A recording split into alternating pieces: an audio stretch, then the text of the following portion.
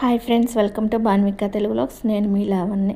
ఇడ్లీ పిండి అయితే ముందు రోజు వేసాను కదా, మిక్సీలో వేసినా కానీ చాలా బాగా పొంగింది కదా. సమ్మర్ కాబట్టి ఇంకా ఎక్కువ అయితే పొంగుతుందన్నమాట. ఇలా పొంగితే ఇడ్లీలు బాగా సాఫ్ట్గా వస్తాయన్నమాట. ఈరోజు నేను కర్రీలోకి తోటకూర ఫ్రై అలాగే గోరుచిక్కుడుకాయ కర్రీ అయితే చేస్తున్నాను. ఇవైతే కట్ చేసి పెట్టుకున్నాను. ఇడ్లీలోకి అయితే పచ్చి కొబ్బరి, పచ్చిమిర్చి, పల్లీలు వేసి చట్నీ అయితే చేస్తున్నాను. అవైతే వేయించి పెట్టుకున్నాను. అవి చల్లారిన తర్వాత మిక్సీలో వేసుకొని మెత్తగా తర్వాత పోపు వేసుకున్నాను అనమాట. ఒక సైడ్ ఏమో తోటకూర ఫ్రై పెట్టాను, ఇంకొక సైడ్ ఏమో గోరుచిక్కుడుకాయ కర్రీ అయితే చేస్తున్నాను. నైట్ రైస్ కొంచెం ఉందన్నమాట, దాన్నేమో పులిహోరలాగా కలిపేశాను అనమాట.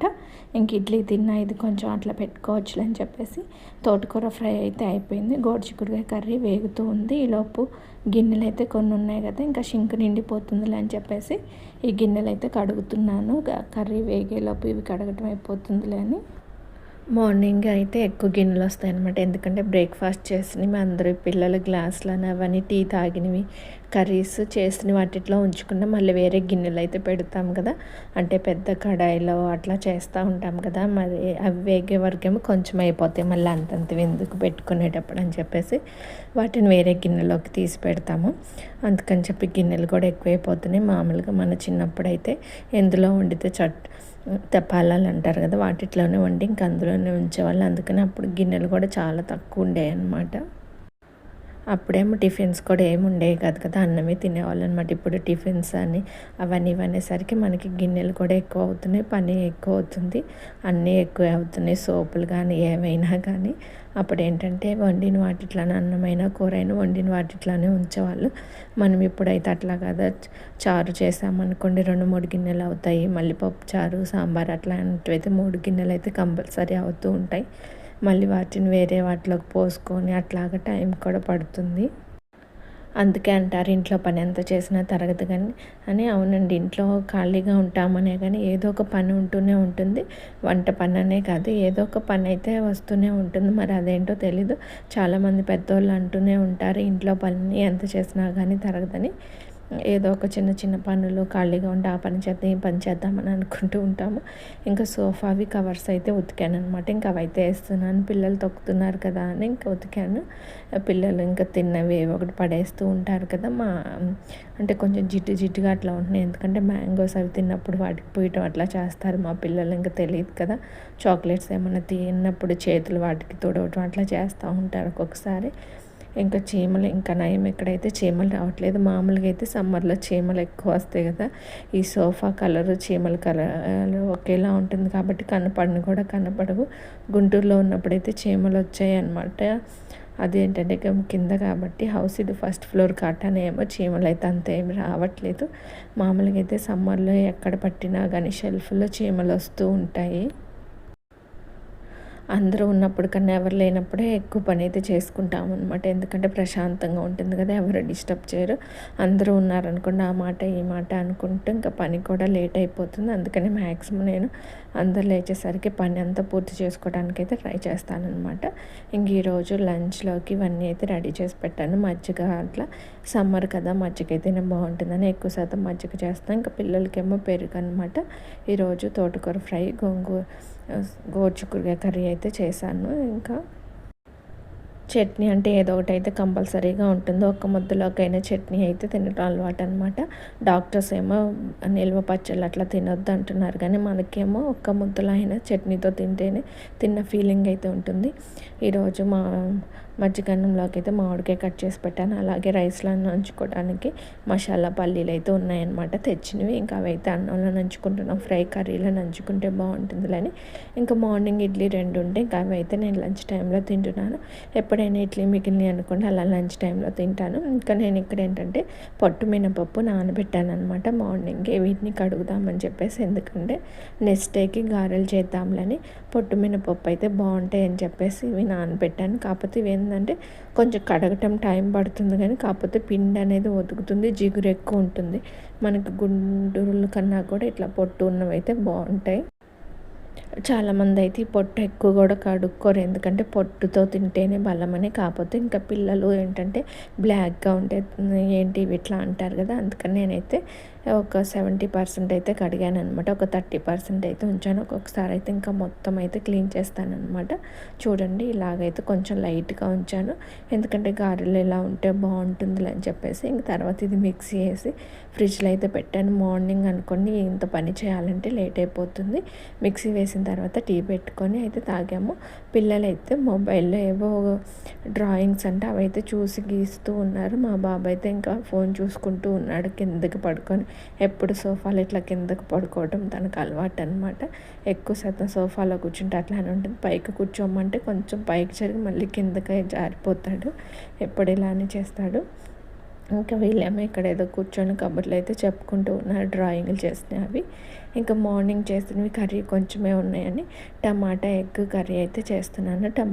ఎగ్స్ అయితే 3 ఉన్నాయన్నమాట. ఇంకా పొరుటు చేసిన ఎంత అవుతలే అని చెప్పేసి ఇలా టమాటాల్లోనే కలిపి అయితే చేస్తున్నాను అనమాట. ఫస్ట్ అయితే టమాటాలను ఉడికించుకున్నాను. ఇంకా అది ఒక 80% అయిపోయిన తర్వాత ఎగ్స్ అందులో కట్ చేసి ఇంకా ఉప్పు కారం వేసుకోవటమే. ఇంకా నెక్స్ట్ డేకి అయితే బెండకాయలు కట్ చేసి పెట్టాను. బెండకాయలు ఆరితే కర్రీ బాగుంటుందని చెప్పేసి చూడండి ఇక్కడైతే కర్రీ అయితే రెడీ అయిపోయింది. ఇంకా నైట్ అయితే భోజనం చేసాము. ఇంకా మాట్లాడుకుంటూ పాలు పెట్టిన విషయం అయితే మర్చిపోయాను నేను.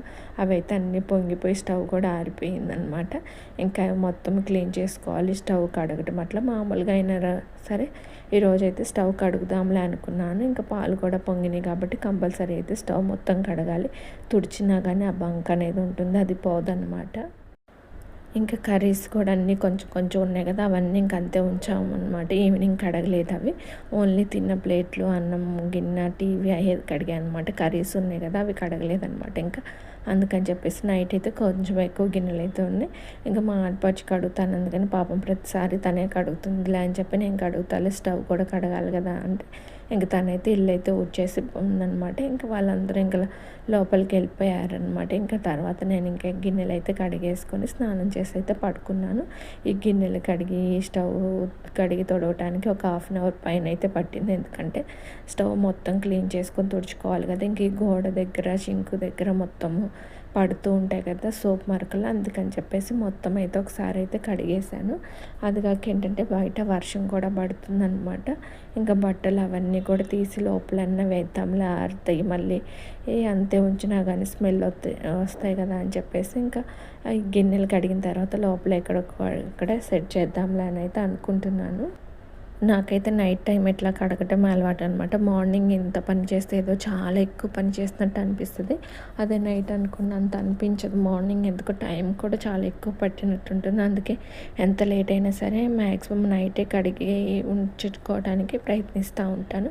చాలామంది అంతే చేస్తారు కదా, జాబ్స్కి వెళ్ళే వాళ్ళు, అందులోనూ చిన్నపిల్లలు స్కూల్కి వెళ్ళాలంటే మార్నింగ్ త్వరగా లేచి చేసుకోవాలి కాబట్టి మ్యాక్సిమం అందరు సిటీలో ఉండే వాళ్ళందరూ ఇట్లానే చేసుకుంటారు. నాకు హైదరాబాద్ వచ్చినప్పటి నుంచి అయితే అలవాటైందనమాట. మేము ఫస్ట్లో హైదరాబాద్ వచ్చాం కదా, అప్పటి నుంచి నాకైతే ఇట్లా అలవాటు అయిపోయింది. అప్పుడు మేము ఆఫీస్కి వెళ్ళేవాళ్ళం అనమాట. ఇంకా అందుకని చెప్పేసి నైట్ కడిగేదాన్ని నేను. తర్వాత ఇంక నేను ఆఫీస్ మానేసినా కానీ తర్వాత మా హస్బెండ్ ఆఫీస్, మ్యారేజ్ అయిన తర్వాత హస్బెండ్ ఆఫీస్కి వెళ్ళేవాళ్ళు కదా, తను 8కి వెళ్ళేవాళ్ళు అనమాట. ఇంకా లంచ్ బాక్స్ అది తీసుకెళ్తారులే అని చెప్పేసి మార్నింగ్ గిన్నెలు ఇవన్నీ ఉంటే హడావుడి అయిపోతుందని ఇంకా నైట్ కడిగేసుకునేదాన్ని. ఇంకా అట్లాగా తర్వాత కూడా అలవాటు అయిపోయింది. మామూలుగా పల్లెటూరులో అయితే నైట్ కడుక్కోరు కదా, వాళ్ళకి అంత అలవాటు ఉండదు. సిటీలో ఉండే వాళ్ళందరూ మ్యాక్సిమం అందరు నైటే కడిగేసి పడుకుంటారు. ఇంకా అప్పుడైతే ఆఫీస్కి వెళ్ళేటప్పుడైతే ఇంకా ఏమన్నా బెండకాయలు, దొండకాయలు అట్లాంటివి ఏమన్నా గోడుచిక్కుడుకాయలు అట్లాంటివి అయితే ముందే కట్ చేసి పెట్టుకునేదాన్ని అనమాట. మార్నింగ్ అయితే త్వరగా అయిపోతుందని. ఇంక ఇప్పుడైతే అట్లా ఏం కట్ చేయట్లేదు, ఎందుకంటే ఆఫ్టర్నూన్ కదా లంచ్ ప్రిపేర్ చేసేదాన్ని. కాకపోతే ఇప్పుడు ఏంటంటే బెండకాయలు ఎక్కువ కట్ చేయాలి కాబట్టి మళ్ళీ జిగురుగా ఉంటే కూర బాగోదని చెప్పేసి ఇంకా బెండకాయలు అయితే కట్ చేసి పెట్టుకున్నాను. బెండకాయలు, దొండకాయలు అట్లాంటివి ముందు రోజు నైట్ కట్ చేసుకొని కొంచెం ఫ్యాన్ కింద ఆరబెట్టుకున్నాం అనుకోండి, ఫ్రై అనేది కొంచెం పొడి పొడిగా వస్తుంది, మనకి మార్నింగ్ కూడా పని తొందరగా అయిపోతుంది. ఇలాంటివన్నీ అందరూ కామన్గా చేసేవి, కాకపోతే నేను ఎలా చేస్తాను అనేది అయితే చెప్తున్నాను అనమాట. ఇవి కూడా చెప్పాలా మాకు తెలీదా అనుకుంటారేమో, ఎందుకంటే అందరికీ ఏమైనా తెలియాలని ఉండదుగా. ఇందులో 1% అయినా తెలియని వాళ్ళు ఉంటారు కదా, వాళ్ళు తెలుసుకుంటారులే అని అయితే చెప్తున్నాను. ఈ గ్లాస్ టాప్ ఉన్న స్టవ్లో అయితే నాకైతే చాలా కష్టంగా అనిపిస్తుంది అనమాట. ఎందుకంటే కొంచెం పడ్డా కానీ మరకలుగా అట్లా అయిపోతుంది. అదే స్టీల్ అనుకోండి మన ఇష్టం వచ్చినట్టు ఎట్లయినా కడగొచ్చు, ఏమి కాదు. ఇదేంటంటే వాటర్ పోతే మళ్ళీ బాగు చేయించడానికి కూడా ఎక్కువ అమౌంట్ అయితే అవుతుంది. ఒకసారి అయితే వాటర్ పోయి లోపల ఏదో పోయిందని చెప్పి బాగు చేపిస్తే 2500 అయితే అయిందనమాట. వామ్మో ఇంత అనిపించింది. ఆ 2500కి ఇంకొక 500 కలుపుకుంటే స్టీల్ స్టవ్వే వచ్చింది అనిపించింది. అందులోనే ఇవి ఇప్పుడు ఎక్కువ ఏదో పైన గ్లాస్ అంతా పేలుతున్నాయి అది ఇది అని అంటున్నారు. దీనికి కొంచెం మెయింటెనెన్స్ కూడా ఎక్కువే చేసుకోవాలన్నమాట. ప్రతిసారి తుడుచుకోవాలి ఏమన్నా పడ్డా కానీ. అదే మనకి స్టీల్ అనుకోండి అంత అనిపించదు. ఇదేంటంటే ఊరికనే కనిపిస్తూ ఉంటుంది పైన.